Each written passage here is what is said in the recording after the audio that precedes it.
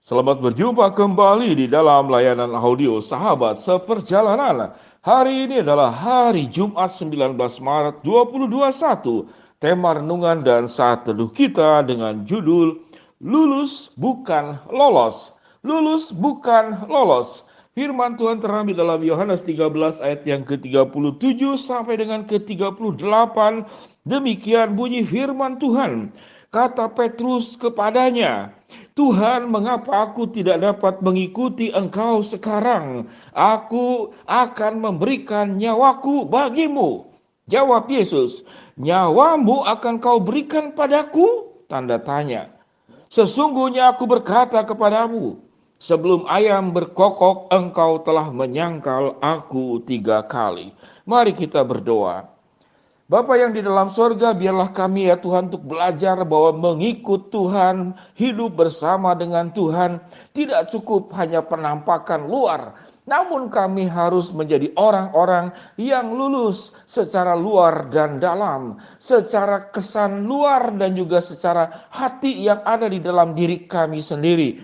Sehingga kami tidak menjadi Petrus-Petrus pada abad dan masa kini, seakan-akan kami sudah melayani dan memberikan yang terbaik untuk Tuhan, namun sesungguhnya kami tidaklah demikian di mata Tuhan. Di dalam nama Tuhan Yesus kami berdoa, amin. Sahabat seperjalanan yang dikasihi Tuhan, lulus bukan lolos. Petrus itu lolos menjadi murid Tuhan yang dipilih dari 12 orang dari sekian banyak, menjadi 12, salah satu dari 12 yang dipilih oleh Yesus. Namun Petrus tidak lulus menjadi murid Tuhan. Mengapa demikian? Kalimatnya sangat jelas sekali. Begitu luar biasanya Petrus berkata kepada Yesus apa yang dikatakan. Aku akan memberikan nyawaku bagimu. Ini kata Petrus. Kalau ada orang yang sudah berkata demikian, itu sungguh luar biasa. Ini orang luar biasa.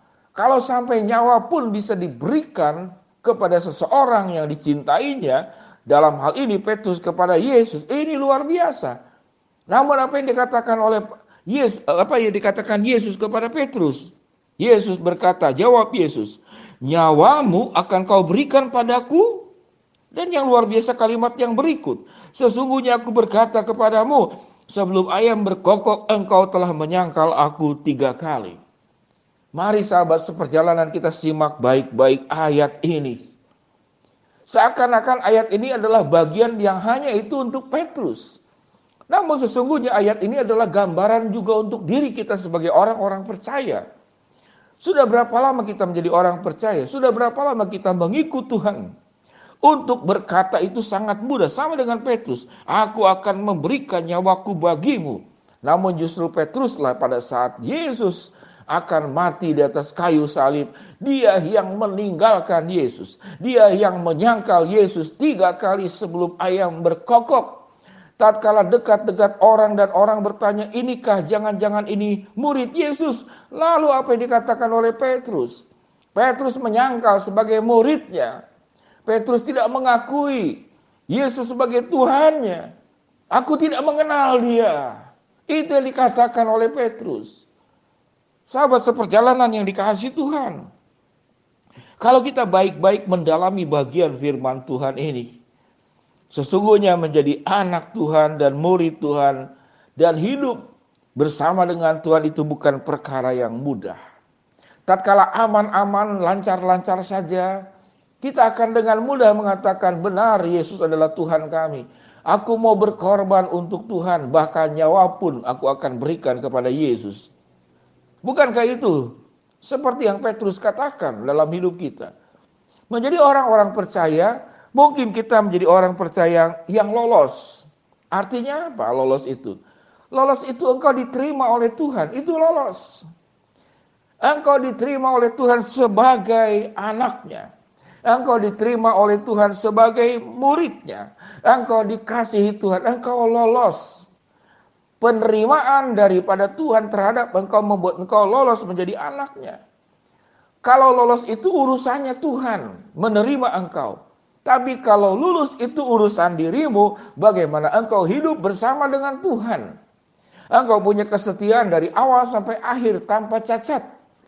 Memang kita tidak bisa sempurna, namun kita boleh melihat seperti Yohanes yang tidak banyak berbicara, tidak banyak mendemonstrasikan dirinya sebagai anak Tuhan, tidak banyak berkata haleluya, tidak banyak kemudian menaikkan kata-kata yang bombastis sebagai murid Tuhan. Namun Yohaneslah yang setia. Sampai di bawah kaki salib Yesus bersama dengan ibunya. Hanya satu-satunya murid Yesus yang ada bersama dengan Yesus pada saat Yesus itu disalibkan. Sahabat seperjalanan yang dikasihi Tuhan, biarlah kita menjadi orang percaya yang tidak hanya lolos. Kalau lolos itu berarti kamu diterima oleh Tuhan. Sahabat seperjalanan dicintai oleh Tuhan. Sahabat seperjalanan itu diselamatkan oleh Yesus. Sahabat seperjalanan itu diberikan janji kehidupan yang kekal, jaminan tentang surga abadi waktu kita meninggal nanti. Itu lolos. Namun lulus itu urusan kita. Bagaimana kita bisa hidup bersama dengan Tuhan dengan setia.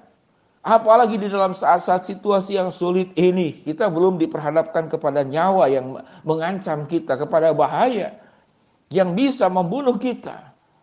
Namun berapa banyak dari kita kemudian meragukan Tuhan karena kesulitan masalah yang kita hadapi, karena kemiskinan yang menjemput kita, karena problem yang menghadang kita. Apakah kita akan tetap setia? Apakah kita tetap akan lulus menjadi murid-murid Yesus yang sudah ditebus, yang sudah lolos diterima oleh Tuhan? Ini menjadi sebuah pertanyaan. Sahabat seperjalanan yang dikasihi Tuhan, seseorang yang pandai memuliakan Allah bukan karena dia sedang diberkati, namun dia pada saat menghadapi kesulitan yang terberat sekalipun dia tetap memuliakan Allah. Dan dia berkata bahwa di dalam kondisi yang sesulit apapun selalu ada rencana baik Allah, selalu ada tujuan-tujuan agung Allah yang terjadi untuk kehidupan kami semua. Sahabat seperjalanan yang dikasihi Tuhan, kita belajar daripada peristiwa bagaimana Petrus yang berani berkata, "Aku akan memberikan nyawaku bagimu." Tetapi Yesus menjawab, "Nyawamu akan kau berikan padaku. Sesungguhnya aku berkata kepadamu, sebelum ayam berkokok engkau telah menyangkal aku 3 kali." Biarlah kita menjadi anak-anak Tuhan yang tidak hanya cukup lolos, karena kalau lolos itu kita diterima oleh Tuhan. Tapi kalau lulus itu urusan kita. Bagaimana kita tetap setia di dalam setiap keadaan. Tetap mengandalkan Tuhan, tetap percaya kepada rencana Tuhan, tetap meyakini akan rancangan Allah yang maha sempurna di dalam hidup kita semua. Sahabat seperjalanan, sesulit apapun kehidupan kita, jangan sampai kita menyangkal Tuhan. Sesulit apapun keadaan kita, jangan sampai kita meninggalkan Tuhan. Karena Tuhan itu tidak pernah meninggalkan kita. Engkau sudah lolos, diterima sebagai anak Tuhan, diterima sebagai umatnya. Dan tugas kita bagaimana menjadi anak-anak Tuhan yang lulus. Kita tetap setia berjalan bersama dengan Tuhan. Dan kita percaya Tuhan tidak akan membiarkan kita menghadapi kesulitan di dalam kesendirian. Mari kita berdoa. Bapa yang di dalam sorga, hamba mau berdoa buat sahabat seperjalanan yang sedang sakit di rumah sakit ataupun di rumah. Tuhan jamah, Tuhan sembuhkan. Hamba-Mu berdoa buat sahabat seperjalanan yang sedang menghadapi kendala, kesulitan, tantangan, rintangan, masalah dalam kehidupan ini. Tuhan yang membukakan jalan. Hamba-Mu berdoa buat sahabat seperjalanan yang sedang berdoa dan mengharap sesuatu kepada Engkau. Tuhan yang akan mengabulkan sesuai dengan waktu, rencana, dan kehendak-Mu. Di dalam nama Tuhan Yesus kami berdoa. Amin. Shalom sahabat seperjalanan yang dikasihi Tuhan. Ingat baik-baik. Kita sebagai anak Tuhan tidak cukup hanya lolos menjadi anak Tuhan dan diterima, dicintai oleh Yesus. Namun kita juga menjadi anak-anak Tuhan yang lulus sebagai anak-anak Tuhan karena kesetiaan dan kebersandaran kita sepenuhnya kepada Tuhan. Shalom, Tuhan memberkati kita semua. Amin.